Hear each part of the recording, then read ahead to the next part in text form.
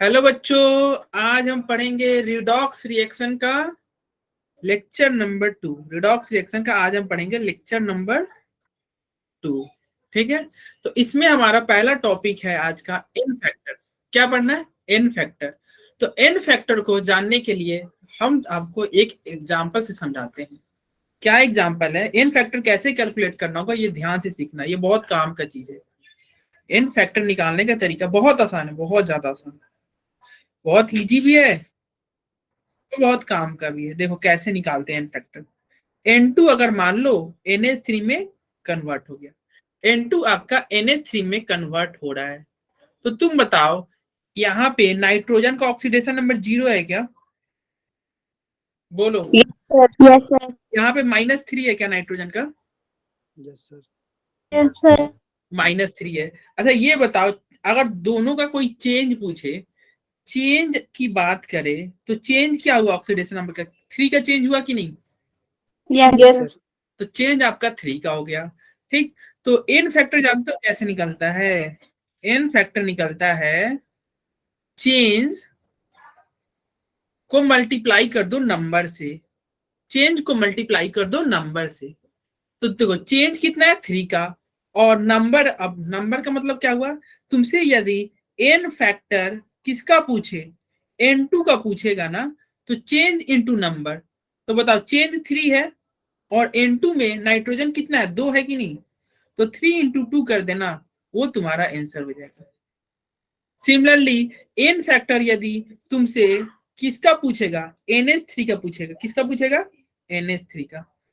तो चेंज कितना हुआ? चेंज तो अभी भी 3 का है, लेकिन नंबर NH3 में n कितना है? नंबर आपका 1 है, तो 3 इंटू 1 यानी कि 3। आया समझ में? Yes sir. जिसको नहीं समझ में आया होगा उसके लिए एक और क्वेश्चन लिखते हैं। देखो ये फॉर्मूला ध्यान रखो, एन फैक्टर का क्या होता है? Change into number, change into number.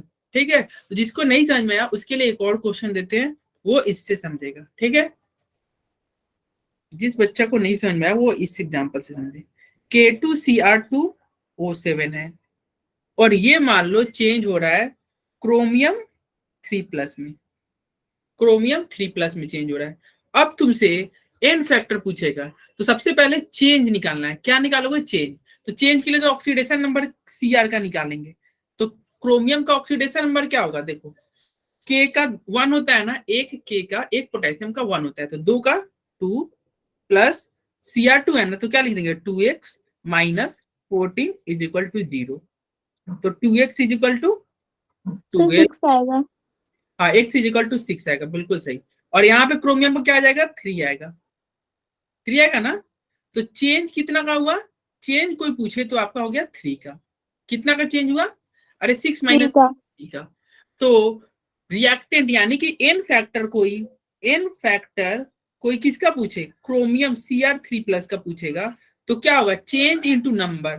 तो चेंज कितना है? 3, और क्रोमियम कितना है? नंबर, यानी कि 1। तो 3 हो गया, 3 हुआ ना।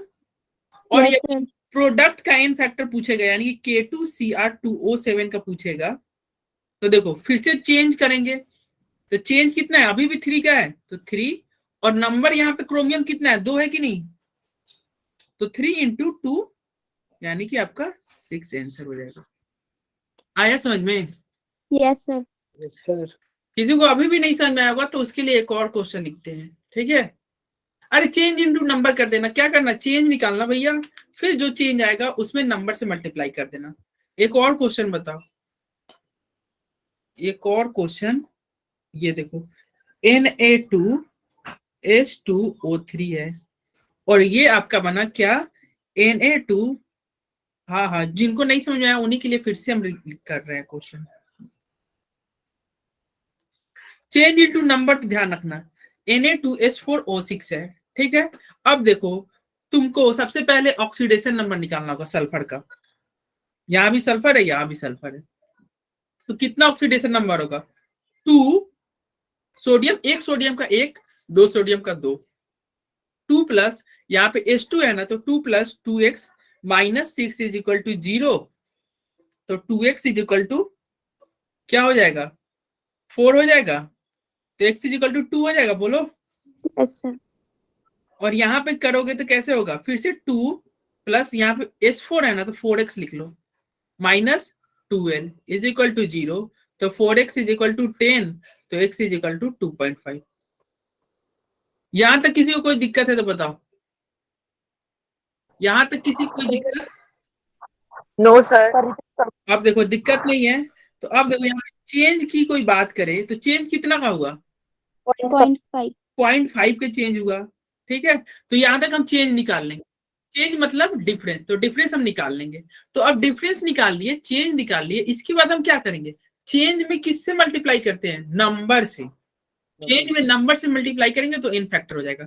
तो नंबर यानी कि यहाँ पे एस कितना है, 2 है कि नहीं, Yes, sir. yes sir 2 और 3 का हो, एन फैक्टर निकालना होगा तो किससे मल्टीप्लाई कर देंगे, 2 से मल्टीप्लाई करेंगे, यानी कि 0.5 चेंज था और 2 से मल्टीप्लाई करोगे तो आंसर क्या आ जाएगा, 1 आंसर आ गया। 1 और जब ये प्रोडक्ट का एन फैक्टर पूछेगा तो फिर से ये चेंज को किससे मल्टीप्लाई करोगे, प्रोडक्ट क्या है, 4 है ना, S4, तो 0.5 में 4 से मल्टीप्लाई करोगे तो 2 आएगा 2 आपका, आएगा 2 आएगा। आया समझ में? Yes, sir. yes sir yes sir. अब देखो यहाँ पे हम एमएन का निकालेंगे डिफरेंट कंडीशन में, एमएन मतलब KMnO4 का, KMnO4 को हम इसमें में डालेंगे, बेस में डालेंगे, क्वेश्चन में गिवन होगा, क्या पूछ रहे हो बच्चा, क्या डाउट है, क्वेश्चन में गिवन होगा कि प्रोडक्ट या रिएक्टेंट, हाँ ये क्वेश्चन में आपका रिएक्टेंट प्रोडक्ट दिया रहेगा, ठीक है ना, दिया रहेगा, अभी हम क्वेश्चन करेंगे। हाँ पुरानी स्लाइड दिखाना, क्या, इससे पहले वाली। अरे आपको स्लाइड अपलोड हो चुका है, नोट्स ना ऑलरेडी जो आपके व्हाट्सएप डिस्क्रिप्शन है ना उस पर अपलोड हो चुका है, तो इसकी चिंता मत करो, क्लास के जस्ट बाद जाके आप देख लीजिएगा, ठीक है। क्लास स्टार्ट करने से पहले ही मैंने अपलोड कर दिया है। तो देखो KMnO4 को एसिडिक मीडियम में डालेंगे, एसिड में डालोगे ना तो ये क्या होता है, ये आपका प्रोडक्ट बनता है Mn2+, ठीक है। तो यहाँ पे बताओ रिएक्टेंट में Mn का ऑक्सीडेशन नंबर +7 है क्या, अरे +7 नहीं है, देखो 1 + Yes, sir. -8 is equal to 0, तो x इज इक्वल टू 7। और प्रोडक्ट का ये ऑक्सीडेशन नंबर क्या है, 2 है कि नहीं, yes sir चेंज कितना का हुआ, 5। 5 का और Mn कितना है, Mn तो दोनों तरफ 1 है, तो n फैक्टर क्या हो जाएगा, 5 होगा कि नहीं, यस yes 5 हो जाएगा। तो ये कब होगा, ये जब आपका एसिडिक मीडियम है, ठीक। अगर मान लो ये बेसिक मीडियम रहता, तो बेसिक मीडियम रहता ना तो क्या होता, ये आपका बनता प्रोडक्ट K2MnO4, K2MnO4 बनता। तो इधर तो अभी भी ऑक्सीडेशन नंबर सेम, रिएक्टेंट तो सेम है, तो अभी भी 7 रहेगा, रिएक्टेंट सेम है ना, प्रोडक्ट Mn का क्या हो जाएगा, फिर से निकालोगे 2 + x - 8 इज इक्वल टू 0, तो x इज इक्वल टू 6 हो जाएगा कि नहीं। तो Yes, sir. चेंज कितना का हुआ, yes sir चेंज कितना का है, 1 6 से 7 से 6 गया यानी कि 1, तो n फैक्टर क्या हो जाएगा, 1 हो जाएगा कि नहीं, क्योंकि Yes, Mn sir. 1 है, Mn कितना है, 1 है, एक ठीक है। तो ये बेसिक मीडियम था, यानी कि जब स्ट्रॉन्ग बेस डालोगे तो थर्ड केस हो जाएगा कि भैया जब न्यूट्रल मीडियम हो जाए, न्यूट्रल मीडियम में KMnO4 किस चीज में टूटता है, तो न्यूट्रल मीडियम में ये टूटेगा आपका MnO2 में ब्रेक होता है, किस में ब्रेक होता है, MnO2 में। तो अब बताओ इसमें ऑक्सीडेशन नंबर Mn का क्या होगा, 4 +4, और रिएक्टेंट तो अभी भी +7 था, चेंज कितना का, 3 3, तो n फैक्टर क्या हो जाएगा, 3 हुआ कि नहीं, यस सर। Yes. sir. तो n फैक्टर 3 हो जाएगा। तो देखो यहाँ पे ना KMnO4 का आपको ये ध्यान रखना होगा, क्यों, क्योंकि ये आपका KMnO4 बहुत ज्यादा फेमस है, ये बहुत बार एग्जाम में क्वेश्चन पूछ देता है डायरेक्ट, बोले KMnO4 का एसिड मीडियम में ऑक्सीडेशन ये n फैक्टर बताओ, या कहेगा KMnO4 का बेसिक मीडियम में तुम n फैक्टर बताओ, या कहेगा KMnO4 का न्यूट्रल मीडियम या वीक बेसिक मीडियम में n फैक्टर बताओ। तो तुम क्या कहोगे, ये ध्यान रखना, इसका आंसर 5 होता है, इसका 1 होता है, इसका 3 होता है। एक नंबर तुम याद रख लेना, 513। देखो 513 में 5 कब आ रहा है, जब एसिड मीडियम, 1 कब आ रहा है, जब बेसिक मीडियम, और 3 कब आ रहा है, जब आपका क्या हो, न्यूट्रल मीडियम हो, या फिर इसी में हम क्या कहते हैं, वीक अल्कलीन या बहुत ज्यादा वीक बेस हो, तब कितना आएगा आपका 3 आएगा। तो 513 ये नंबर याद रहेगा। Yes, acid sir. Base neutral, अरे 513 याद रखना, एसिड बेस न्यूट्रल। देखो कैसे है, ऐसे लिख लेते हैं, देखो 513 एसिड, ए बेस और न्यूट्रल, एबीएन। एबीएन कोई न्यूज चैनल है क्या? सर एबीपी है वो। अच्छा एबीपी है, तो पता नहीं एबीएन भी शायद है। सर ये कहाँ से है भैया? अभी तो हम निकाले 5 और ये 1 और ये 3, तो वही तो लिख दिया भैया 5 1 5 1 3, यही से आया ये 5। अभी हम कैलकुलेट नहीं किए हैं। अरे जो बोल रहे कहाँ से आया, यहाँ से आया, ठीक है ना। तो ये ध्यान रखना 513। अब आते हैं किस पे, अब एक और हम 3 केस देखेंगे। केस नंबर 1 क्या रहेगा हमारा, जब किसी रिएक्शन में, देखो ये क्या हो रहा था, ये सारे एक ही टर्म का चेंज हो रहा था ना, यहाँ पे केवल एमएन का ऑक्सीडेशन नंबर चेंज हो रहा था, ऊपर वाले में केवल सल्फर का चेंज हो रहा था, एक एक टर्म चेंज हो रहे थे। अब देखो क्या, अगर मान लो एक से ज्यादा टर्म चेंज हो, ठीक है, तो एन फैक्टर कैसे निकालेंगे? एक से ज्यादा टर्म चेंज हो तो एन फैक्टर कैसे निकालेंगे? एक से ज्यादा, जैसे मान लो केस 1 क्या कहता है, केस 1 बोलता है कि एक से ज्यादा का ऑक्सीडेशन या रिडक्शन हो जाए, एक से ज्यादा एटम का ऑक्सीडेशन हो या रिडक्शन हो, तो एन फैक्टर जो होगा ना N1 प्लस N2 हो जाएगा। क्या हो जाएगा? N1 plus N2।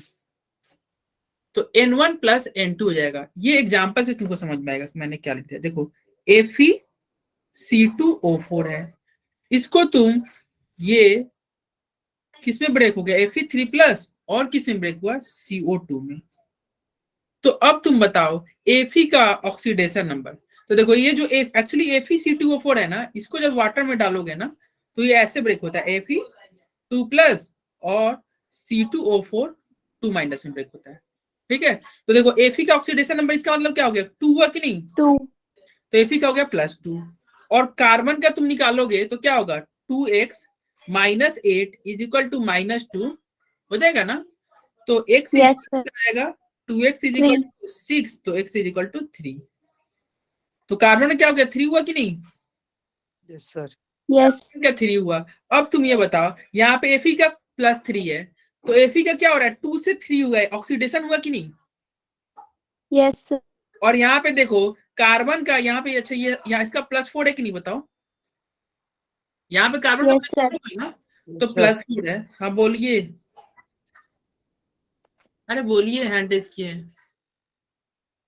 देखो यहाँ पे कार्बन 3 से 4 गया कि नहीं, तो चेंज कितना का हुआ? 1 का। और यहाँ भी चेंज कितना का हुआ? 1 हुआ कि नहीं? 2 से 3 गया, तो दोनों जगह चेंज 1 का हुआ। अरे कोई दिक्कत चेंज में? No sir. तो नो ये सर। चेंज 1 का हुआ। तो एन फैक्टर के लिए क्या होता है? एन फैक्टर निकालने के लिए चेंज को हम नंबर से मल्टीप्लाई करते हैं। अच्छा Fe कितना है? 1 है, तो चेंज को नंबर से, यानी कि 1 को 1 से मल्टीप्लाई करोगे, यानी कि यही N1 हो जाएगा। N1 क्या हो गया? 1 हुआ कि नहीं? Yes sir. और N2 देखो चेंज को नंबर से मल्टीप्लाई करते हैं, चेंज यानी कि 3। 1 का चेंज हुआ, और नंबर क्या है? अरे चेंज यार 3 से 4 गया है, 1 का नहीं हुआ चेंज। Yes, sir. हाँ तो चेंज तुम्हारा 1 का हुआ, और नंबर यहाँ पे देखो कार्बन 2 है कि नहीं? Yes sir. 2 है, तो 1 × 2 2। करोगे तो ऐसे क्या हो जाएगा? 2 हो जाएगा कि नहीं? Yes, sir. ये तुम्हारा क्या हो गया? N2 हो गया। N2 हो गया, तो N1 प्लस N2 क्या करोगे? 1 + 2, यानी कि आंसर आपका 3 हो गया कि नहीं? 3। 3 हुआ ना। Yes, Yes. sir. तो ये तुम्हारा केस 1 था कि देखो, जब देखो यहाँ पे एक्चुअली दोनों का ऑक्सीडेशन हो रहा है। Fe देखो +2 से +3 गया, Fe का भी ऑक्सीडेशन हो रहा है कि नहीं? और कार्बन +3 से +4 गया, यानी कि कार्बन का भी ऑक्सीडेशन हो रहा है। दोनों का ऑक्सीडेशन हो रहा था ना। Yes sir. तो जब दोनों का ऑक्सीडेशन हो रहा था ना, तो तुम्हारा एन फैक्टर क्या हो जाएगा? दोनों को ऐड कर दो, दोनों एन फैक्टर को ऐड कर दो। अरे कोई दिक्कत? अरे बोलो। No, sir. जिसको डाउट है वो माइक ऑन करे और सीधा बोले, ठीक है ना। अपना ही क्लास है, शर्माना नहीं, ठीक है। अब आते हैं केस 2 में। केस 1 तो था कि भैया दोनों का ऑक्सीडेशन हो जा रहा था, या दोनों का मान लो रिडक्शन हो जाता है। केस 2 क्या कर रहा है कि एक का ऑक्सीडेशन हो जाए और एक का रिडक्शन हो जाए, यानी कि रिडॉक्स रिएक्शन की बात कर रहा है। केस 2 बोलता है रिडॉक्स रिएक्शन, कि किसी रिएक्शन में एक का ऑक्सीडेशन हो जाए और एक का रिडक्शन हो जाए, तब क्या होगा, तब क्या होगा। तो उस केस में एन फैक्टर जो होगा आपका N1 निकाल लो या N2 निकाल लो। एन फैक्टर हो जाएगा N1 निकाल लो या N2 निकाल लो, ठीक है। रिडॉक्स रिएक्शन में एन फैक्टर N1 या N2 कुछ भी निकाल लो, ठीक है। तो देखो एन फैक्टर यहाँ पे एग्जांपल से समझाते हैं क्या होता है। KClO3 है, यहां पे मैंने ये डाला और आपका प्रोडक्ट बना KCl plus O2, KCl plus O2।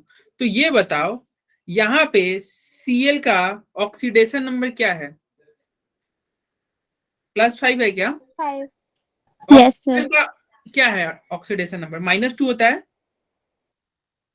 यहाँ पे ऑक्सीजन तो 0 हो गया कि नहीं बताओ, Yes, sir. और यहाँ पे क्लोरीन क्या हो गया, -1 हुआ कि नहीं। -1. अब बताओ यहाँ पे ये चेंज कितना का हो रहा है, -2 से 0 जा रहा है, कितना का चेंज, 2 का चेंज हुआ कि नहीं। Yes, sir. Yes, sir. और यहाँ पे चेंज कितना है, 5 से -1, कितना का चेंज, 4. 4 का 6 का, 6 का। भैया चेंज निकाल रहे हैं, चेंज यानी कि 5 minus -1 is equal to 6। Yes. अरे 4 का चेंज तब होता ना जब ये +1 रहता, नहीं समझ रहे हो, Yes, sir. ये समझ -1 गए, है तो 4 का नहीं, कितना का चेंज, 6 का 6. तो चेंज कितना हुआ 6 का, और यहाँ चेंज है 2 का। और फिर से एन फैक्टर निकालोगे तो क्लोरीन तो 1 था, तो 6 × 1 करोगे तो 6 हो जाएगा ना।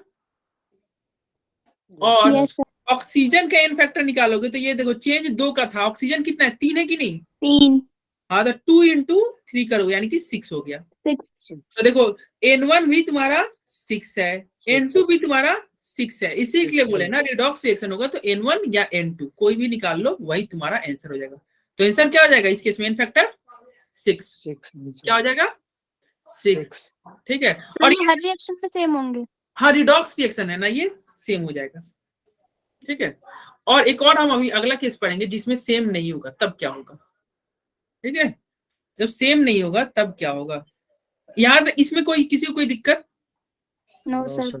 नहीं, दिक्कत, ठीक है। अब अगला पढ़ते हैं। जो बच्चा लेट से ज्वाइन किया है, जिसको ज्यादा ये दिक्कत है ना, वो क्लास के बाद रुकेगा, मैं उसको समझा दूंगा। और आप लोग कोशिश कीजिए ना टाइमली ज्वाइन के। हमारी क्लास कितने बजे से है, 8:15 से। तो आप देखे होंगे मैं हमेशा क्लास कितने बजे, 8:16 तक कैसे भी स्टार्ट कर देता हूँ, ठीक है। तो आप लोग ना टाइमली ज्वाइन करो, क्योंकि आपकी देखिए हम क्लासेज केमिस्ट्री की वीक में क्या लगती है, 2 क्लासेज लगती है। तो इसलिए अगर हम टाइमली स्टार्ट नहीं करेंगे, हम लेट से स्टार्ट करेंगे तो क्या होगा, हमारा सिलेबस बहुत पीछे हो जाएगा, ठीक है। अरे केस 1 बता दीजिए। केस 1 ये था कि दोनों का ऑक्सीडेशन हो जाए या दोनों का रिडक्शन हो जाए तो क्या होगा। तो एन फैक्टर सीधे तुम N1 + N2 दोनों को ऐड कर देना। तो देखो यहाँ पे N1 क्या आया था, N1 आया था आपका 1, N2 आया था 2, तो एन फैक्टर क्या हो जाएगा 1 + 2 यानी कि 3। आया समझ में, अरे आया, देखो ना यहाँ पे ऑक्सीडेशन हो रहा था, यहाँ भी ऑक्सीडेशन, यहाँ भी ऑक्सीडेशन, ठीक है। अब केस 3 भी आते हैं। इसमें क्या होगा, एक ही एटम का ऑक्सीडेशन हो और उसी एटम का क्या हो जाए, रिडक्शन हो जाए। जैसे कि मान लो, तो इस केस में एन फैक्टर क्या हो जाएगा आपका, एन फैक्टर हो जाएगा N1 × N2 divided by N1 + N2, N1 × N2 divided by N1 + N2। ये कब होगा, ये जब आपका डिसप्रोपोर्शनेशन रिएक्शन होगा, डिसप्रोपोर्शनल रिएक्शन। एग्जांपल से समझो, तो जैसे यहाँ पे Cl2 है, ये तुम्हारा ब्रेक हुआ ClO3- और किसमें Cl- में ब्रेक हुआ। तो अब बताओ क्लोरीन का ऑक्सीडेशन नंबर क्या था, रिएक्टेंट में क्लोरीन का ऑक्सीडेशन नंबर बताओ, 0 होगा। और यहाँ पे क्लोरीन का ऑक्सीडेशन नंबर, अरे क्या होगा, 5 होगा ना। x - 6 = -1 होगा ना, तो x इज इक्वल टू क्या हो जाएगा 5 नहीं हो जाएगा? Yes. तो यहाँ पे 5 हो गया और यहाँ पे क्लोरीन का ऑक्सीडेशन नंबर -1। तो अब बताओ फिर से चेंज निकालोगे तो इसके बीच में का चेंज कितना 5 का हुआ कि नहीं? Yes, और sir. इसका चेंज कितना हो गया 1 का हुआ कि नहीं?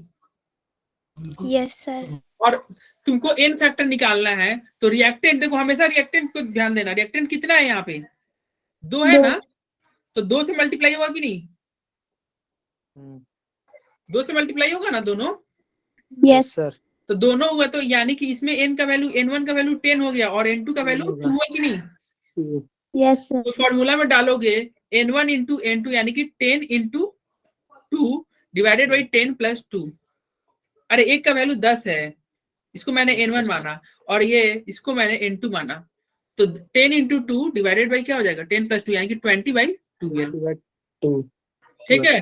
अरे देखो इसको मैंने डिस्प्रोपोर्शनेशन रिएक्शन क्यों बोला, क्योंकि ये देखो एक ही क्लोरीन का देखो यहाँ पे क्या हो रहा है, पहले केस में +5 पे गया, यानी कि पहले केस में क्या हो रहा है यहाँ से जा रहा है तो ऑक्सीडेशन हुआ ना, और दूसरे केस में क्या हुआ इसी क्लोरीन का रिडक्शन हुआ। एक का ऑक्सीडेशन और एक का रिडक्शन। Reduction. आया समझ में? Yes, sir. ठीक है, तो ये इसी के साथ आपका एन फैक्टर यहाँ पे कंप्लीट होता है। अब इसके एक दो क्वेश्चन हम देखते हैं, जैसे आप बोल रहे थे ना सर कैसे क्वेश्चन आएगा, तो देखो यहाँ पे जैसे एक क्वेश्चन है आपका Na2S से, देखो रिएक्शन दिया हुआ है ना, रिएक्शन आपका दिया हुआ है और बोल रहा है कि एन फैक्टर बताओ। तो एन फैक्टर वही पर क्या करेंगे, सबसे पहले एस का ऑक्सीडेशन नंबर निकालना, फिर इस एस का निकालना, फिर चेंज निकालना और फिर नंबर से मल्टीप्लाई कर देना। नंबर तुम देख रहे हो, देखो इधर भी सल्फर 1 है और इधर भी 1 है, तो मल्टीप्लाई किससे होगा 1 से होगा कि नहीं? Yes, sir. Yes, sir. तो चेंज निकाल लेना, जो चेंज नहीं होगा ना वही इसका एन फैक्टर होगा। अरे हो जाएगा, बोलो सॉल्व ये, अरे बोलो। Yes, sir. अच्छा एक और यहाँ पे क्वेश्चन है AS2O3 और ASO4 3-, तो यहाँ पे बताओ एन फैक्टर निकालना है। AS कितना है 2 है, तो हम 2x लिख दे, -6 इज इक्वल टू 0 लिख दे, तो x इज इक्वल टू 3 हुआ कि नहीं? Yes, sir. ऑक्सीडेशन निकाल रहे हैं और यहाँ पे इसका ऑक्सीडेशन नंबर निकालोगे तो क्या हो जाएगा x -8 इज इक्वल टू -3 लिखेंगे कि नहीं, क्योंकि चार्ज क्या है Yes, 3, sir. तो x इज इक्वल टू क्या हो जाएगा 5 होगा कि नहीं? 5. चेंज कितना का हुआ 2 का। 2 का. अच्छा ये देखो रिएक्टेंट में का एन फैक्टर निकालने के लिए हम क्या 2 से मल्टीप्लाई करेंगे क्या, देखो अरे रिएक्टेंट का Yes, sir. 2 से मल्टीप्लाई sir. करेंगे ना, तो Yes, रिएक्टेंट sir. का एन फैक्टर क्या 4 हो जाएगा क्या इसका आंसर? सर ये क्या है यहाँ पे? क्या सर हम 3 से भी तो मल्टीप्लाई कर सकते थे। 3 से नहीं कर सकते थे, तुम एस का लिखे हो, एक्स किसका ये है भैया, एक्स किसका वैल्यू है 3 का, मतलब एक्स जो है ये किसको माने हो, एस को माने हो ना एक्स। Yes sir. हाँ तो जिसको माने हो वो कितना है, वो 2 है। ऑक्सीजन का एन फैक्टर नहीं निकालोगे, क्यों नहीं निकालोगे, क्योंकि इधर भी ऑक्सीजन -2 था और इधर भी भैया -2 ही था। अरे ये लोग का थोड़ी चेंज होता है, ये लोग तो फिक्स रहता है ना, जो बदलेंगे उन्हीं का निकालेंगे। सर प्रोडक्ट में भी तो AS2 है। एस ये आगे है, ये बैलेंसिंग करने के लिए किया हुआ है, जिसको भी हम जस्ट पढ़ेंगे, ये आगे लिखा हुआ है, इससे कोई मतलब नहीं है, इसको इग्नोर करो, इसके बगल वाले को देखो, नहीं समझे? अरे समझे, आगे जो लिखा रहेगा ना ये 2ASO4, इससे हमको कोई मतलब नहीं है। इसके बगल में अगर कोई नीचे रहेगा, मान लो यहाँ पे 3 रहता ना, तब 3 से मल्टीप्लाई करते, आगे वाले को नहीं देखना, ठीक है? Yes sir. तो अब बताओ प्रोडक्ट में तो AS1 है, तो इसमें कितना चेंज इनटू 1 करोगे तो क्या होगा, इसका प्रोडक्ट का एन फैक्टर 2 होगा कि नहीं बताओ, और रिएक्टेंट का एन फैक्टर 4 होगा कि नहीं, क्योंकि 2 है। अरे बोलो सर 2 से मल्टीप्लाई क्यों किया आपने? यहाँ पे बोले ना AS कितना है 2, AS कितना है, अरे 2 नहीं है, देखो ऐसे लिखा हुआ है ना AS2O3, तो AS के नीचे यहाँ पे क्या लिखा हुआ है 2 लिखा हुआ है, इस 2 की वजह से। अरे ठीक है बोलो। सर मोल्स को नहीं देखते ना, नंबर ऑफ मोल्स को। नहीं मोल्स को नहीं देखेंगे, वो तो बैलेंसिंग का चक्कर आ गया मोल्स वाला, मोल्स को नहीं देखेंगे। तो और सर प्रोडक्ट साइड नहीं देखेंगे? प्रोडक्ट साइड में एस के बगल में कहाँ कुछ है, देखो ASO4 है ना, ये अगर कुछ होता तो नीचे लिखा हुआ सबस्क्रिप्ट में 2। मान लो, हाँ तब देखते, अगर मान लो यहाँ 4 रहता तो 4 से मल्टीप्लाई कर देते, वो सब जगह लगेगा। ये अगर 4 रहता ना यहाँ पे नीचे तो 4 से मल्टीप्लाई कर देते, 5 रहता तो 5 से मल्टीप्लाई यस कर देते। सर। ठीक है, यस सर। अरे ठीक है बोलो। Yes sir. तो सर एक Yes, तो बात चलिए, रिएक्टेंट तो वाला n लेंगे फैक्टर या ये फिर आ गया। मतलब प्रोडक्ट वाला लेंगे? नहीं, जिसका क्वेश्चन है पूछेगा ना उसी को लेंगे, जिसका क्वेश्चन है पूछेगा ना उसी को लेंगे। यहाँ पे देखो, अगर AS2O3 का पूछेगा तो AS2O3 का लेना, अगर प्रोडक्ट का पूछेगा तो प्रोडक्ट का लेना। ठीक है, जैसे देखो यहाँ पे दिया हुआ है आगे करके, देखो AS2O3 का n फैक्टर क्या हो गया 4 और ASO4 3 माइनस का n फैक्टर 2 हो गया। ठीक है, जिसका क्वेश्चन पूछेगा उसी का आप निकाल लीजिएगा। बट सर इस क्वेश्चन में तो लिखा ही नहीं था कि किसका निकालना है। ये तो जनरल क्वेश्चन था, जब नहीं दिया हुआ था दोनों का निकाल लो। ठीक है ना, आप दोनों का आ गया ना, आपको निकालना, यस सर। तो बस मजे रहो। चलो अब आते हैं बैलेंसिंग रिडॉक्स रिएक्शन। तो बैलेंसिंग रिडॉक्स रिएक्शन ये बहुत ज्यादा इंपॉर्टेंट है। क्यों इंपॉर्टेंट है? क्योंकि भैया ये तुम्हारे जो क्लास 11th का एग्जाम होने वाला है नेक्स्ट मंथ। कब से एग्जाम है आप लोगों का? नेक्स्ट मंथ फेब में कितने? 15 तारीख से बोल रहे हैं सर। कब से चांसेस? 15 फेब से चांसेस है। तो उस पेपर में जब एग्जाम होगा ना, तो एक मान के चलो इस बैलेंसिंग से एक 5 मार्क्स के क्वेश्चन जरूर आएंगे आपके, 5 मार्क्स के। और मोस्ट प्रोबेबली कि यही जो क्वेश्चन हम करेंगे ना, देखो ये जो हम क्वेश्चन करने वाले हैं यही क्वेश्चन आ जाए, क्योंकि ये एनसीईआरटी का क्वेश्चन है। ये क्वेश्चन जो हम सॉल्व करने जा रहे हैं यही क्वेश्चन, ठीक यही क्वेश्चन रिपीट कर दे, क्योंकि अक्सर होता है आपके स्कूल के जो एग्जाम होते हैं ना उसमें NCERT question as it is आ जाता है। तो इसलिए ये इसको ध्यान से समझना। ये तुम्हारे नीट में भी आते हैं क्वेश्चन, बाकी नीट से ज्यादा ये इंपॉर्टेंट है तुम्हारे स्कूल के एग्जाम में जो तुम्हारा फैब में होने वाला है। 5 मार्क्स के सेम क्वेश्चन, और बहुत आसान है, बहुत ज्यादा आसान। कोई ट्राई किया है क्या बैलेंसिंग एनसीईआरटी का? ये यस सर। हो गया सॉल्व हो गया है? हाँ, अरे जिसने ट्राई किया उसका सॉल्व हुआ यस सर। कि बहुत भारी लग रहा है, अजीब अजीब लग रहा है कि अरे ये बहुत टफ है? टफ लगता है क्या? Yes sir. प्रैक्टिस के बाद इजी हो जाता है। जब प्रैक्टिस के बाद इजी आती है, अच्छा टफ लग रही है।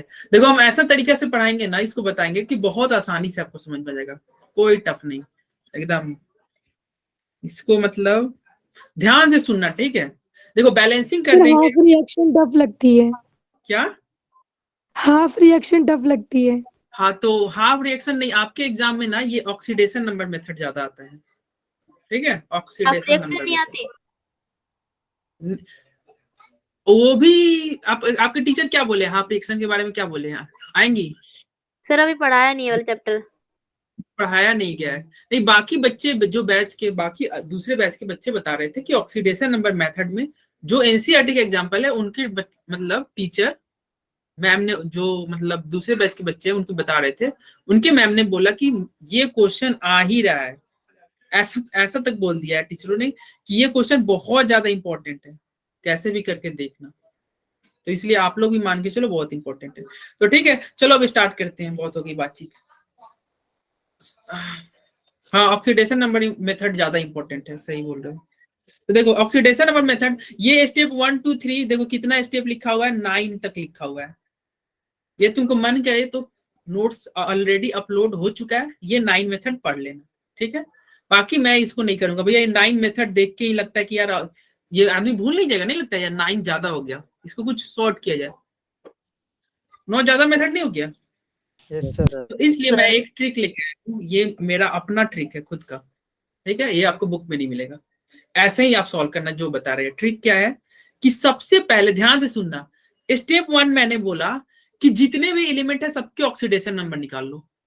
जितने भी एलिमेंट है सबके क्या करो? ऑक्सीडेशन नंबर निकालना।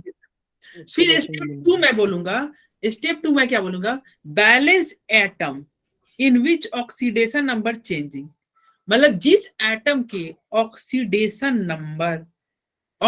नंबर चेंज होगा ना, उस एटम को बैलेंस कर दो। क्या कर दो? बैलेंस। थर्ड स्टेप क्या कहेगा कि क्रॉस मल्टीप्लीकेशन करना। क्या करना, क्रॉस मल्टीप्लीकेशन करना। किससे, तो एन फैक्टर निकाल के एन फैक्टर से क्रॉस मल्टीप्लाई कर देना। थर्ड स्टेप क्या होगा, एन फैक्टर निकाल के उससे तुम क्रॉस मल्टीप्लाई कर देना। क्रॉस करने के बाद में फोर्थ स्टेप क्या होगा, फोर्थ स्टेप होगा कि एसिड रहेगा ना तो H प्लस ऐड कर देना, बेसिक मीडियम रहेगा ना तो OH माइनस ऐड कर देना। फोर्थ स्टेप क्या हुआ, एसिड रहेगा तो H प्लस ऐड कर देना, और बेस यदि है तो OH माइनस ऐड करना। एक ही कोई ऐड करना है, ये नहीं कि दोनों ऐड कर दो। देख लेना, एसिड है तो H प्लस, तब OH माइनस नहीं ऐड होगा, और बेसिक है तो H प्लस ऐड नहीं होगा, क्या ऐड होगा, OH माइनस। एग्जाम्पल से आपको ज्यादा समझ में आएगा। और लास्ट स्टेप क्या है, हाइड्रोजन और O को बैलेंस करने के लिए क्या करना, और पानी मिला देना। क्या मिला देना, वाटर मिला देना। तो ये तो हो गया ये स्टेप। अब इसको कहोगे कि सर कैसे, हम कुछ ऐसा तरीका बताओ कुछ भूले ना। तो देखो तरीका ये है, स्टेप 4 में देखो, स्टेप 1 2 तो आसान है। स्टेप 1 में सबसे पहले ऑक्सीडेशन नंबर निकालना है, 2 में क्या करना था, एटम को जिसका ऑक्सीडेशन नंबर चेंज हो रहा है उसको बैलेंस करना है, और थर्ड में एन फैक्टर से मल्टीप्लाई करना है, क्रॉस मल्टीप्लाई। फोर्थ क्या कहता है, मैंने बोला फोर्थ स्टेप में कि जो तुम्हारा रिएक्शन है ना उसको एसिड या बेस पिला देना। क्या करना, एसिड या बेस पिला देना रिएक्शन को। एसिड मतलब H प्लस पिला देना, या बेस मतलब OH माइनस पिला देना। और लास्ट स्टेप में क्या होगा, अरे एसिड या बेस ऐसे डायरेक्ट थोड़ी पी सकते हो, क्या करते हैं हम लोग, उसमें कुछ पानी मिलाते हैं ना। Yes sir. अरे वाटर के साथ ही तो पिया जाता है ना। तो लास्ट स्टेप में वाटर मिलाना, यानी कि पहले एसिड बेस मिलाना, फिर बोतल में वाटर मिलाना। या फिर और स्टेप 5 याद करने का और आसान तरीका ये है, जो कि तुम एग्जाम में करते हो। मास्टर इतना मेहनत से पढ़ाता है और तुम सारे मेहनत पे क्या करते हो, पानी फेर देते हो। सब एग्जाम में क्या करते हो, भैया एग्जाम ही नहीं देते हो, या फिर देते हो तो बहुत अच्छा परफॉर्मेंस भी नहीं कर रहे हो। यानी कि हम इतने मेहनत से पढ़ाते हैं और तुम लास्ट में क्या करते थे, सारे किए किराए पे पानी फेर देते हो। तो तुम भी इस रिएक्शन में लास्ट स्टेप में क्या करोगे, सारे मेहनत करते होगे, लास्ट स्टेप में क्या कर दोगे, पानी फेर देना। ठीक है, जैसे ही तुम पानी फेरोगे रिएक्शन बैलेंस। अब ये तो हो गया थ्योरेटिकल पॉइंट। अब एग्जांपल से आपको समझ में आएगा। क्या किससे समझ में आएगा, स्टेप लिखने भी होते हैं क्या, अरे हाँ स्टेप यार आसानी लिखने भी से, होते हैं। हाँ स्टेप आसानी से लिखा जाएगा बच्चे, कोई दिक्कत नहीं है, स्टेप लिखा जाएगा। अरे स्टेप 1 कह देना कि फाइंड ऑक्सीडेशन नंबर, मेन तुम्हारा बैलेंसिंग सही होना चाहिए। स्टेप वो मैं लिखना अभी सिखा दे रहा हूँ, ठीक है, कैसे स्टेप लिखेंगे ना। Okay sir. हाँ देखो ये क्वेश्चन है, एनसीईआरटी का क्वेश्चन है। देखो पहले देख लो, एसिडिक सॉल्यूशन है ना, तो यानी कि चौथा स्टेप में क्या पिलाओगे इसको, H प्लस। और तो एसिडिक दिख गया, यानी कि चौथे स्टेप में H प्लस।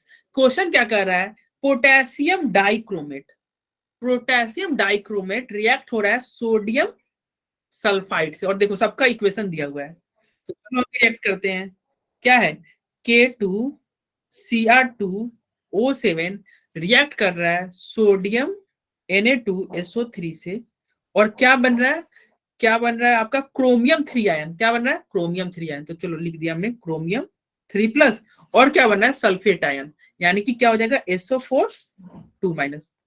बोलो यहां तक किसी को दिक्कत, ये तो मैंने बस क्वेश्चन देख के लिख दिया। SO4 2 माइनस ही क्यों होता है? अरे H2SO4 होता है ना, H2SO4 होता है कि नहीं, तो हाइड्रोजन जब निकल जाएगा तो SO4 पे 2 माइनस नहीं आएगा। Yes sir. हाँ ये रिएक्शन पहला स्टेप 1 का ना रिएक्शन तुम याद ही कर लेना अगर ज्यादा दिक्कत होगा तो, ठीक है। तो देखो अब तुम ये बताओ, ये तुम्हारा पोटेशियम और सोडियम, इसका ऑक्सीडेशन नंबर हमेशा +1 होता है कि नहीं। Yes sir.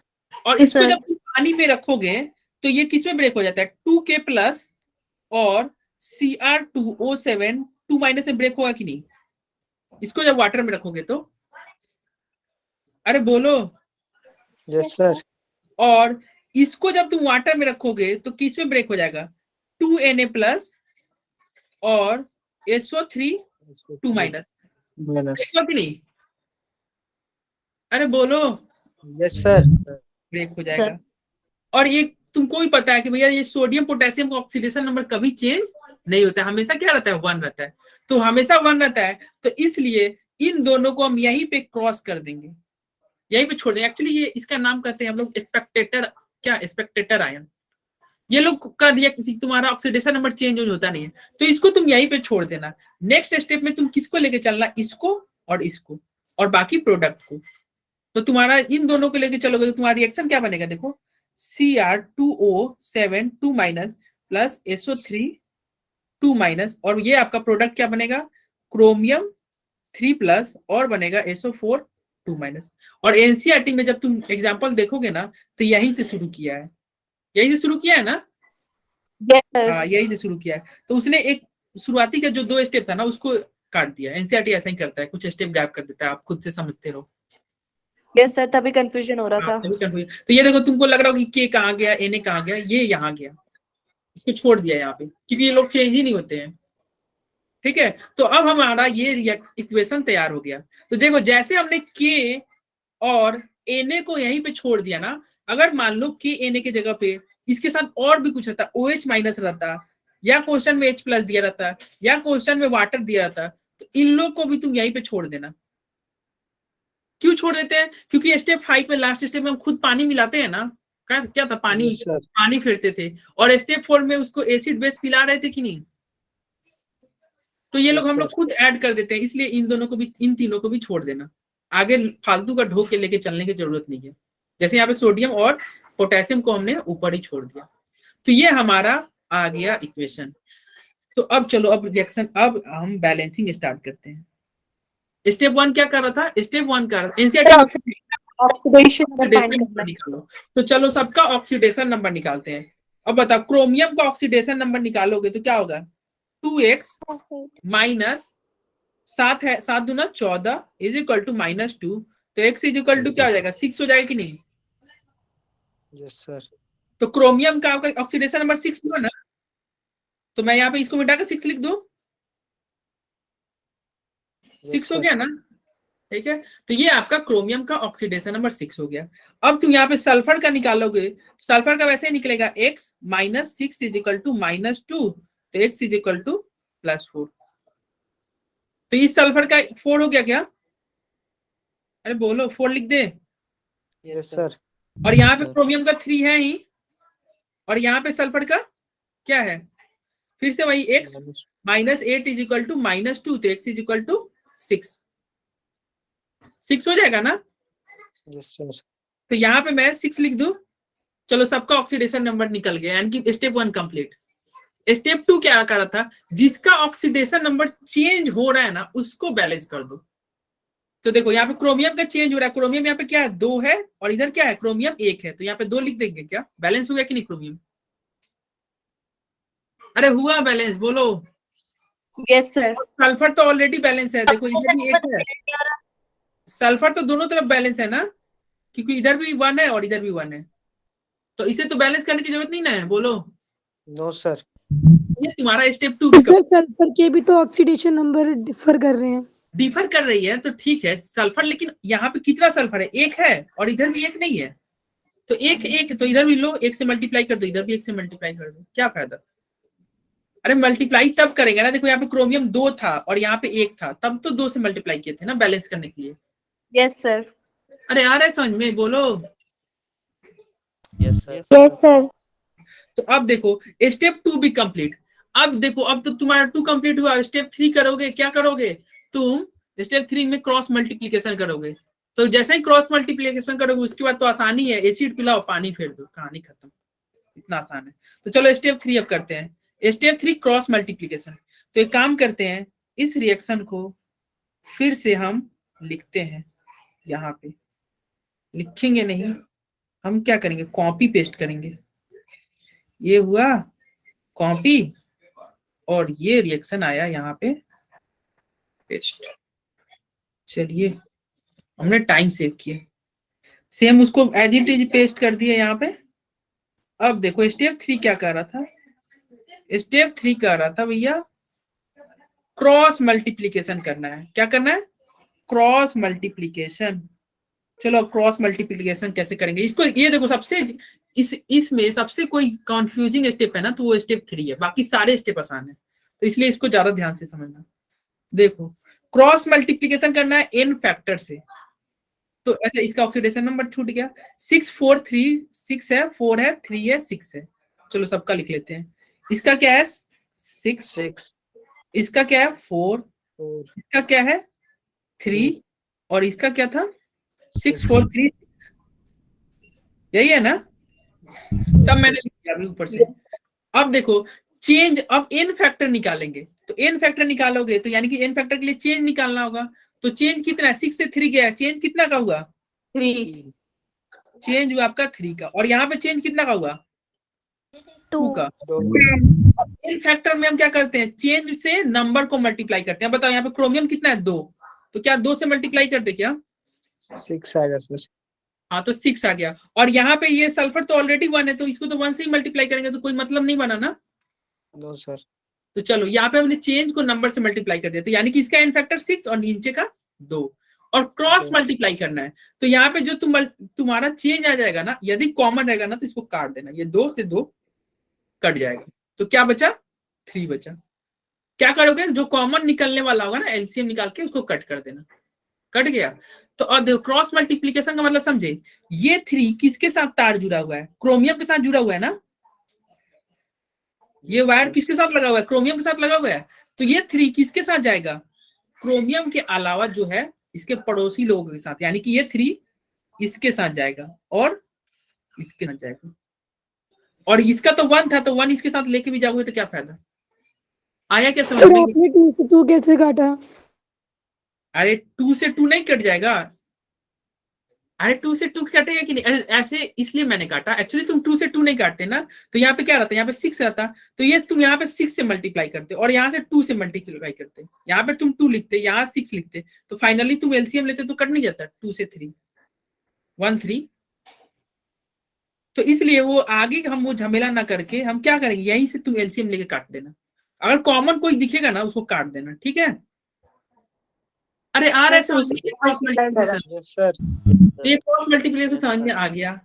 तो चलो ये जो है हमारा जो प्रोडक्ट आ रहा है ना इसको मैं फिर से कॉपी करूंगा और फिर अगले स्टेप में पेस्ट करूंगा और फिर अगला, अरे मुझे ये कॉपी करना था, मुझे करना था ये मार्क, मैंने कर दिया कुछ और। चलो ये मार्क हुआ, ये कॉपी हुआ और यहाँ पे अब हम करेंगे क्या पेस्ट। चलो ये पेस्ट हो गया। अब क्या होगा अगला स्टेप क्या था, जैसे ही तुम्हारा ये क्रॉस मल्टीप्लीकेशन होता है फोर्थ स्टेप में क्या पिला रहे थे एसिड, हाँ एसिड या बेस पिलाएंगे, लेकिन इस क्वेश्चन में क्या था एसिडिक मीडियम दिया था, एसिड सर। एसिडिक मीडियम था तो H+ मिला, H+ इसको पिलाएंगे, क्या पिलाएंगे H+। तो चलो H+ अब कितना पिला जाए तो उसको चेक करना होगा। देखो एक छोटा बच्चा को मान लो अगर कोई 1 साल का बच्चा है उसको क्या तुम 2 ग्लास या 4 ग्लास H+ पिला दोगे क्या, वो तो पता चला उसका काम ही खत्म हो गया। मतलब कैपेसिटी देख लेता है कि किस इंसान का कितना कैपेसिटी है H+ लेने का यानी कि एसिड पीने का। अरे कैपेसिटी देख के पिलाओगे ना। Yes sir. हाँ तो कैपेसिटी देख के पिलाना है H+, ऐसे नहीं कि हाँ चलो अब फोर्थ स्टेप में एसिड पिलाना है तो चलो चलो अब जितना मन उतना एसिड पिला दीजिए, नहीं कैपेसिटी देख लेना। अगर कैपेसिटी से ज्यादा पिला दोगे तो क्या हो जाएगा पता ही है क्या हो जाएगा, बड़ा आदमी रहेगा तो गटर में गिर जाएगा और छोटा आदमी है तो पता चला क्या हो जाएगा। तो देखो अब पैर हो जाएगा। तो देखो अब कैपेसिटी कैसे पता करेंगे, देखो कैपेसिटी पता करेंगे ऐसे, यहाँ पे तुम चार्ज बताओ कितना चार्ज है -2 के चार्ज है कि नहीं। Yes sir. यहाँ पे अगर तुमसे नेट चार्ज पूछेगा ना तो क्या होगा 3 × -2 -6 यानी कि -6। यहाँ पे कोई नेट चार्ज पूछेगा तो क्या होगा 2 × 3+, 2 × 3+ यानी कि +6। और यहाँ पे कोई चार्ज पूछेगा तो क्या हो जाएगा 3 × -2 यानी कि -6। अरे सबका चार्ज हो जाएगा ना बोलो। Yes sir. तो तुमने सबका चार्ज निकाल जो लिखे होते मल्टीप्लाई क्या जो आगे लिखे हैं उनसे मल्टीप्लाई करेंगे कोएफिशिएंट से। हाँ, ये आगे जो लिखे है ना इसको ये 4 से मल्टीप्लाई कर देंगे, मतलब जो ऊपर चार्ज है ना वो इसके आगे मोल से कोएफिशिएंट से मल्टीप्लाई कर देंगे, ठीक है।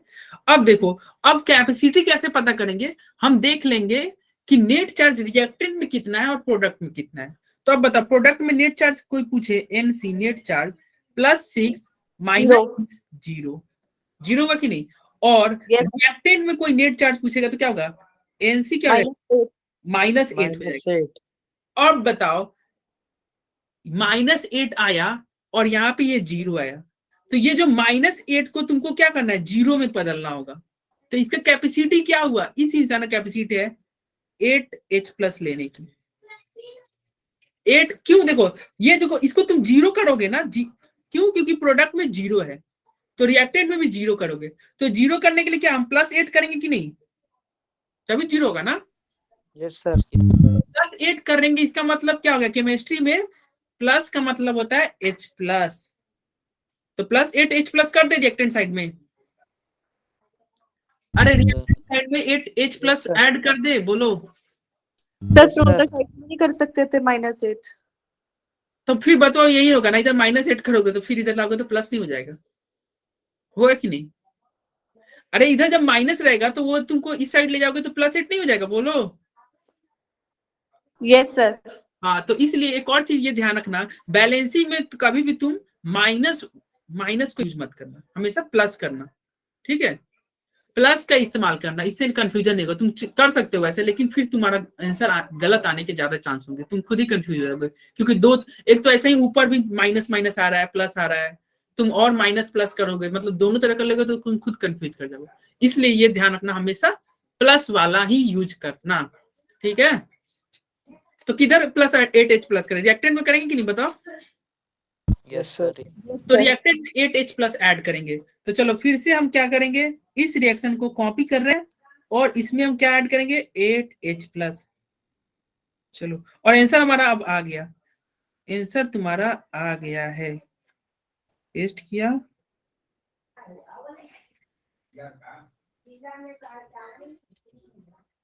$8H+ ऐड कर देना।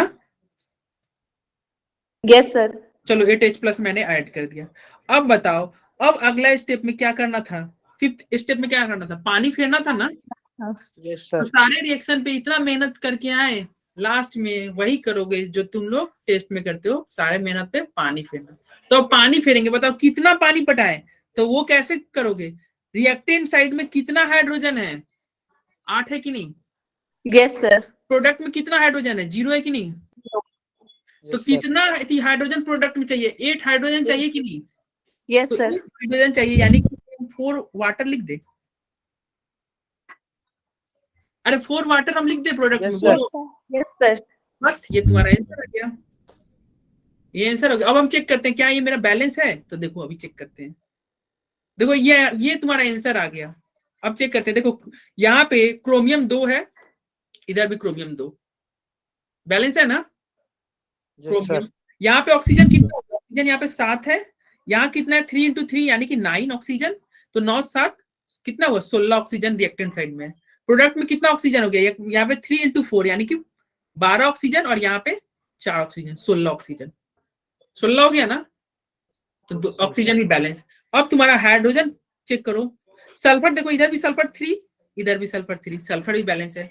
हाइड्रोजन चेक करोगे तो इधर भी हाइड्रोजन कितना है, 8 है, और यहाँ भी 8 है, तो सब बैलेंस। और चार्ज तो हम ऑलरेडी कौन से स्टेप 4 में बैलेंस नहीं कर ले रहे थे, चार्ज बैलेंस करके तो कैपेसिटी पता की है, तो चार्ज हम ऑलरेडी बैलेंस कर चुके हैं, तो इसको हम क्रॉस चेक करने की जरूरत नहीं है, तो हमारा इक्वेशन बैलेंस हो गया। ये देखो, ये तुम्हारा पहली बार जब तुम कियो ना, इसलिए तुमको लग गया टाइम। अब जब हम दूसरा एग्जांपल लेंगे ना, तो उसमें नहीं लगेगा क्या, उसमें नहीं लगेगा टाइम, ठीक है। तो ये तुम्हारे रिवीजन के लिए मैं एक और क्वेश्चन करा रहा हूं, देखो जल्दी से।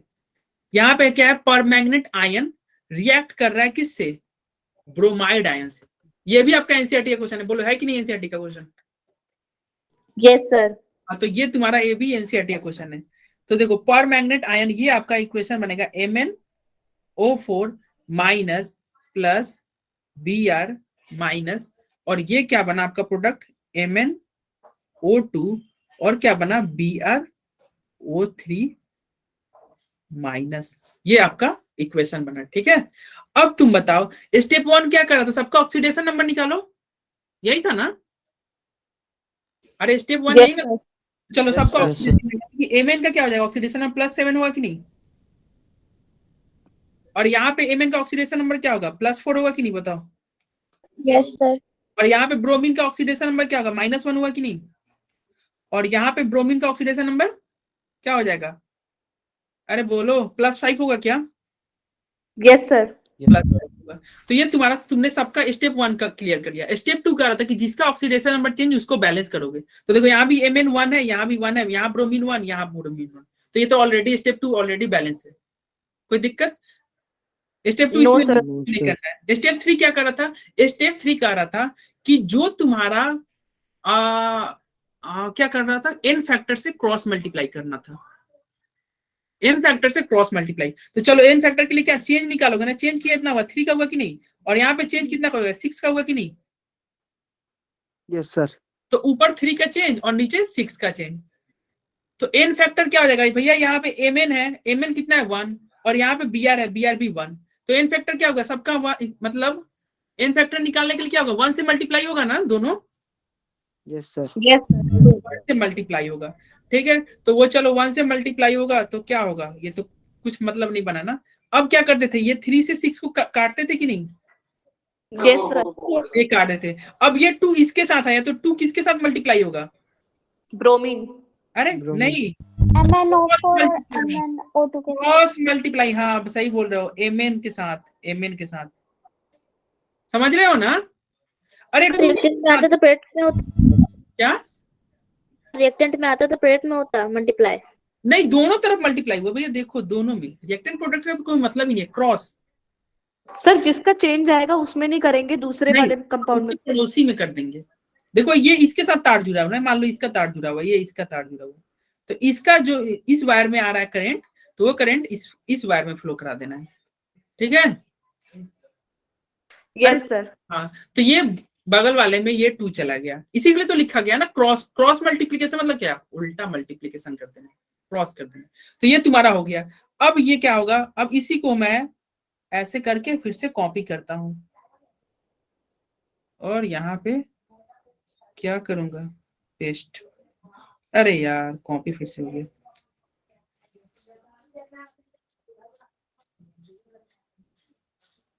कॉपी, और ये हो गया मेरा paste.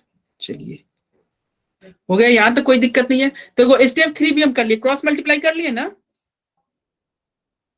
Yes sir. Cross multiply हो गया। अब स्टेप 4 क्या था, स्टेप 4 था क्या, एसिड पिलाओ या बेस पिलाओ। तो ये देखो ये बेसिक मीडियम में था, OH बेसिक डलेगा। तो OH OH पिलाओगे, माइनस क्या पिलाओगे, OH पिलाओगे। तो OH कितना पिलाएंगे, बड़े कैपेसिटी चेक कर लो पहले, इसका क्या कैपेसिटी है। तो Yes, कैपेसिटी चेक करने के लिए नेट चार्ज इसका कितना हो गया, -2 हुआ कि नहीं, यस सर। और इसका क्या हो गया, -1, और इसका क्या हो गया 0, और जीरो। -1। -1। तो रिएक्टेंट साइड में नेट चार्ज कितना हुआ, -3 हुआ कि नहीं, और प्रोडक्ट साइड में -1, और तुमको OH माइनस ऐड करना है, OH माइनस ऐड करना है। इधर तुम्हारा -3 है, इधर -1 है, तो किधर यहाँ पे क्या हम 2 OH माइनस ऐड कर दे क्या, क्योंकि 2 ऐड करोगे और -1 ऑलरेडी है तो 3 नहीं हो जाएगा, हमें 3 तो चाहिए। तो इसका मतलब इसका कैपेसिटी क्या आ रहा है, प्रोडक्ट साइड में 2 OH माइनस ऐड कर दो, बोलो। अरे कोई हाँ, तो एक हो जाएगा ना फिर माइनस होके, क्या, फिर -2 OH नहीं आएगा, हाँ क्या -2 OH। हाँ +2 OH माइनस, तभी तो होगा ना, देखो -1 और इसका चार्ज कोई निकालेगा तो क्या होगा, 2 × -1 यानी कि -2, तो -2 और -1, -3 नहीं हो गया, यस सर। -3 नहीं हो गया, तो हमें तो सेम ही तो करना है ना, चार्ज बैलेंस रहना चाहिए। देखो रिडॉक्स रिएक्शन में चार्ज भी बैलेंस रहना चाहिए, एटम भी बैलेंस रहना चाहिए, सब चीज बैलेंस रहना चाहिए। तो चार्ज बैलेंस करने के लिए क्या हम इधर 2 OH माइनस ऐड कर दे कि नहीं, बोलो प्रोडक्ट में, सर। हाँ तो yes sir. 2 OH minus add करते हैं, यानी कि हम बाकी सबको यहाँ पे मिटाते हैं, OH माइनस को यहीं पे रहने देते हैं। चलो कोई दिक्कत। अब 2 OH माइनस ऐड कर दिए, अगला स्टेप क्या था, सब पे पानी फेर दो, यही था ना, यस सर। सारे किराए पे पानी फेरना है। तो चलो यहाँ पे हाइड्रोजन कितना है प्रोडक्ट में, 2 है ना, तो रिएक्टेंट में कितना हाइड्रोजन ऐड करोगे, 2 हाइड्रोजन यानी कि H2O। रिएक्टेंट में तुम्हारा 2 हाइड्रोजन ऐड हो गया, लो आंसर आ गया तुम्हारा, आंसर आ गया। Yes sir. जैसे ही तुमने पानी फेरा ना, तुम्हारा आंसर आ गया, ठीक है। Yes sir. चलो अब ये एक कैसे क्लियर करेंगे, क्या, H2O वाला क्लियर कर दे एक बार। अरे H2 देखो प्रोडक्ट में कितना हाइड्रोजन है, 2 हाइड्रोजन है कि नहीं, यस तो सर, रिएक्टेंट में भी 2 हाइड्रोजन आना चाहिए, तो 2 हाइड्रोजन के लिए क्या 1 वाटर ऐड करोगे ना, यस सर, 1 वाटर में 2 हाइड्रोजन आ गया। चलो एक और क्वेश्चन मैं करता हूं प्रैक्टिस के लिए, ये वाला देखो, ये है right balance equation in acidic medium.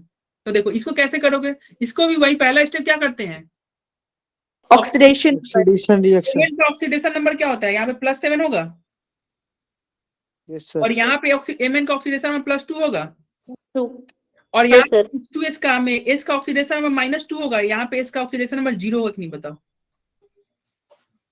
Yes sir, yes तो सर। ये हो गया, फिर अब तुम चेंज और देखो ये तुम्हारा सेकंड स्टेप क्या करा था, जिसका ऑक्सीडेशन नंबर चेंज हो रहा है उसको बैलेंस करो। तो देखो एमएन तो यहाँ भी 1 है, यहाँ भी 1 है, एस यहाँ भी 1 है, यहाँ भी 1 है, तो ये तो ऑलरेडी बैलेंस है। स्टेप 2 यहाँ पे ऑलरेडी बैलेंस है।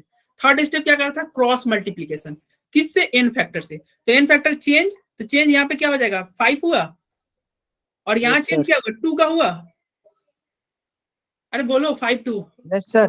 और ये जो चेंज है यही Yes, sir. फैक्टर होगा, क्योंकि 1 से ही मल्टीप्लाई होने वाला है। एमएन कितना है 1 है ना, तो ये तुम्हारा फैक्टर होगा। तो देखो ये 5 इधर देखो, जिसको क्रॉस मल्टीप्लाई में दिक्कत हो रहा है वो इधर समझे, देखो ये तार 5 किसके साथ जुड़ा हुआ है, एमएन के साथ जुड़ा हुआ है, तो ये 5 आप किसके साथ मल्टीप्लाई कीजिएगा, इसके बगल वाले के साथ। हाँ, और ये 2 सल्फर वाले के साथ ऐड हुआ था, तो ये 2 किसके साथ जाएगा, MnO2 के साथ। बोलो कोई दिक्कत, नो सर। नो सर, तो चलो ये जो था इसको मैं यहाँ पे एज इट इज लिख दे रहा हूँ, 2MnO4 माइनस प्लस 5H2S, और ये बना 2Mn2 प्लस और 5S। बोलो कोई दिक्कत, नो सर, तो दिक्कत नहीं है। तो ये मैंने लिखा, इसको मैंने कॉपी किया और नेक्स्ट पे इसको पेस्ट करते हैं। चलो ये हो गया पेस्ट, यहाँ तो कोई दिक्कत नहीं। अब अगला स्टेप क्या था, अगला स्टेप था कि तुम इसको क्या करो, क्रॉस मल्टीप्लाई करने के बाद क्या कर रहे थे, हम इसको एसिड या बेस पिला रहे थे। तो ये कैसा मीडियम है, देखो एसिडिक मीडियम है ना, तो हम क्या पिलाएंगे इसको H+ ऐड करेंगे। तो H+ कितना H+ ये पिएगा, इसका कैपेसिटी चेक कर लो, इसका कैपेसिटी चेक कर लो। तो कैपेसिटी क्या है यहाँ पे 2 × -1 यानी कि -2, और यहाँ पे तो 0 हो गया, और यहाँ पे क्या हो गया 2 × +2 यानी कि 4, और यहाँ पे 0। अब देखो रिएक्टेंट में -2 है और प्रोडक्ट में +4 है, तो हमको H+ ऐड करना है, तो +4 हमको चाहिए रिएक्टेंट में, तो कितना 6+ ऐड कर दें, 6H+ ऐड कर देंगे कि नहीं, रिएक्टेंट में 6H+ ऐड होगा ना। तो यस सर, तो हम इसको मिटाते हैं और रिएक्टेंट में 6H+ ऐड करते हैं।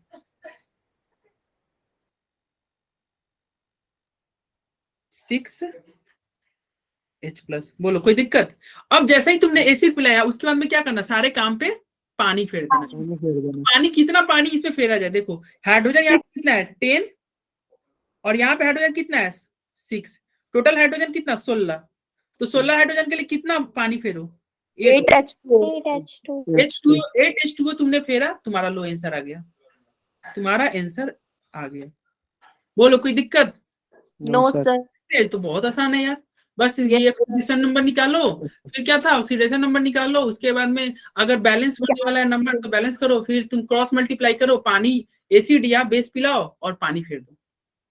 चलो ये अब लास्ट क्वेश्चन करते हैं, उसके बाद आपका क्लास ओवर हो जाएगा। देखो ये क्या कर रहा है, बेसिक मीडियम में आपका करना है, तो बेसिक मीडियम है तो यानी कि क्या लास्ट फोर्थ स्टेप में क्या डालोगे इसको, OH- फोर्थ स्टेप में OH- तुमको ऐड करना ही है, तो यहाँ पे OH- को काट देना। क्वेश्चन में देखो OH दिया हुआ है ना, क्वेश्चन में OH दिया हुआ है, तो इसको तुम काट देना, ठीक है। और फिफ्थ स्टेप में तुम पानी फेरते हो, यस सर। तो इस पानी को भी काट देना।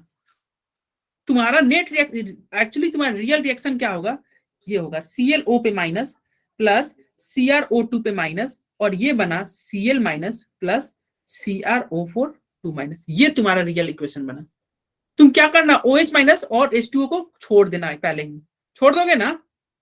क्यों छोड़ दे रहे हो कि भैया तुम तो खुद इसको स्टेप 4 में तुम बेस पिला ही रहे हो। जैसे ऐसे नहीं होता है घर पे, हमको मान लो अगर जैसे मार्केट में जाते हैं कुछ खरीदने और पता चला कि अरे ये सब्जी तो घर पे ऑलरेडी है, तो वो सब्जी हम नहीं ना खरीदते, कहते हैं घर पे तो है ही, या फिर कभी कभी ऐसा होता होगा कि आप जाते होंगे कहीं पार्टी फंक्शन में खाना खाने के लिए, तो आप घर से खाना खा के नहीं निकलते होंगे, क्यों? क्योंकि आपको पता है कि अरे वहां पे जब पार्टी में पहुंचेंगे तो वहां पे ऑलरेडी खाना मिलेगा। तो आपको भी पता है कि अरे स्टेप 4 में आपको क्या होगा, स्टेप 4 में आप इसको बेस पिलाइएगा और स्टेप 5 में पानी फेरिएगा। तो इन दोनों को क्यों हम लेके चले? हमको पता है कि पार्टी में पहुंचेंगे तो हमको खाना पीना मिलेगा, तो छोड़ देना यहाँ पे, बोलो सर। तो स्टेप उसको छोड़ दिए। तो ये तुम्हारा इक्वेशन बना। अब चलो फिर से बैलेंसिंग करते हैं। स्टेप 1 में क्या करते हैं? Oxidation number. तो क्लोरीन का ऑक्सीडेशन नंबर क्या हो जाएगा? +1। क्रोमियम का ऑक्सीडेशन नंबर क्या हो जाएगा? क्रोमियम का हो जाएगा +3। बोलो, अरे क्रोमियम का +3 नहीं होगा, बोलो जल्दी। Yes sir. तो ये तुम्हारा क्रोमियम का +3 हो गया। फिर यहाँ पे क्लोरीन का कोई कहेगा तो -1 हुआ कि नहीं? -1। और यहाँ पे क्रोमियम का क्या हो जाएगा? +6 हो जाएगा ना। अब देखो स्टेप 1 तुम्हारा कंप्लीट, स्टेप 2 भी कंप्लीट। क्यों? क्लोरीन इधर भी 1, इधर भी 1, क्रोमियम इधर भी 1, इधर भी 1, तो कंप्लीट। अब स्टेप 3 में चलते हैं, क्रॉस मल्टीप्लाई। क्रॉस मल्टीप्लाई करने के लिए क्या करना होगा? तुमको एन फैक्टर निकालना होगा। तो एन फैक्टर यानी कि कितना का चेंज हो रहा है? +1 से -1 जा रहा है क्या? 2 का चेंज हो रहा है क्या? Yes sir. और इसमें कितना का चेंज हो रहा है? 3 से 6 जा रहा है, यानी कि 3 का चेंज है कि नहीं?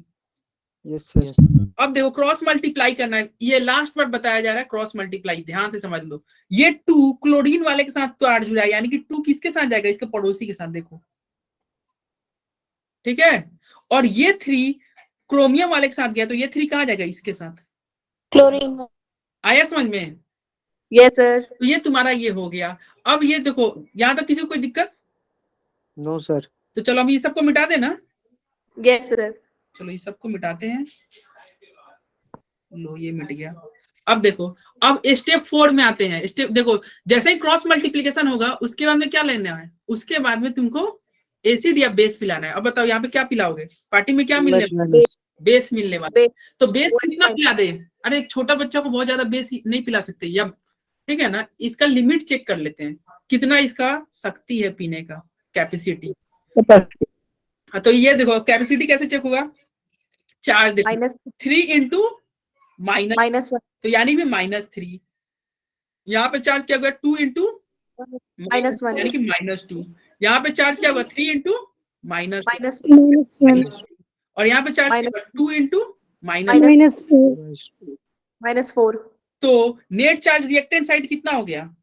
नेट चार्ज -5 ना यार, और product side net charge 7। -7। Sir plus करना है दोनों को। हाँ नेट चार्ज, अरे नेट का मतलब क्या होता है? दोनों को ऐड नहीं करोगे, -3 और -2 को ऐड करोगे तो -5 नहीं होगा, बोलो। Yes sir. सर। और इसको -3 -4 को ऐड करोगे तो -7 नहीं होगा। तो ये तुम्हारा कैपेसिटी बता देगा। नेट चार्ज निकालोगे तो कैपेसिटी बता देगा। अब बताओ कैपेसिटी तुम्हारा प्रोडक्ट में -7 है और इधर -5, तो इसको कितना ऐड कर दे? बेस ऐड करना है, बेस ऐड करना है, यानी कि +2OH- ऐड करने की नहीं। इससे क्या हो जाएगा? सर। ये भी आपका -2 हो जाएगा, -2 -5 -7 हो जाएगा। तो 2OH- रिएक्टेंट साइड ऐड कर दे, बोलो। अरे रिएक्टेंट साइड 2OH- ऐड कर दिया जाए, बोलो जल्दी। सबसे सहमति है ना? तो चलो हम सबको मिटाते हैं। रिएक्टेंट साइड 2OH- को ऐड करते हैं। ऐड किए करें ना, बोलो।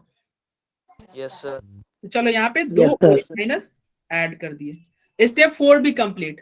अब लास्ट स्टेप क्या करना है? पानी फेरना है। तो चलो तुम लोग अब बताओ कितना पानी फेरा जाए और किधर फेरा जाए? साइड में आएगा। प्रोडक्ट साइड में कितना वाटर? H2 ऐड करेंगे, सही जवाब। क्यों H2 ऐड करेंगे? क्योंकि हाइड्रोजन कितना है? 2 है कि नहीं? Yes sir. रिएक्टेंट में 2 हाइड्रोजन है, तो प्रोडक्ट में कितना हाइड्रोजन होना चाहिए? 2। तो H2 को प्रोडक्ट में ऐड कर देंगे। अब तुम चेक करो क्या तुम्हारा इक्वेशन बैलेंस, ये आंसर आ गया। अब हम एक बार क्रॉस चेक करते हैं, क्या ये मेरा इक्वेशन बैलेंस हुआ? तो चलो चेक करते हैं। ये बताओ, इधर क्लोरीन 3 और इधर 3 बैलेंस है ना? Yes sir. इधर क्रोमियम 2, इधर क्रोमियम 2 बैलेंस है कि नहीं? Yes sir. इधर तुम्हारा हाइड्रोजन 2 और इधर भी हाइड्रोजन 2 बैलेंस है ना? अब बच गया ऑक्सीजन। ऑक्सीजन देखो यहाँ पे कितना ऑक्सीजन है? 3। यहाँ पे ऑक्सीजन 2 × 2 यानी कि 4 ऑक्सीजन है, और यहाँ पे कितना ऑक्सीजन है? 2 ऑक्सीजन है। तो 4 2 6 3 9 ऑक्सीजन हुआ कि नहीं? सर। और इधर तुम ऑक्सीजन चेक करोगे तो 4 दूना 8 और यहाँ पे 1, 9 ऑक्सीजन हुआ कि नहीं? Yes sir. Yes, sir.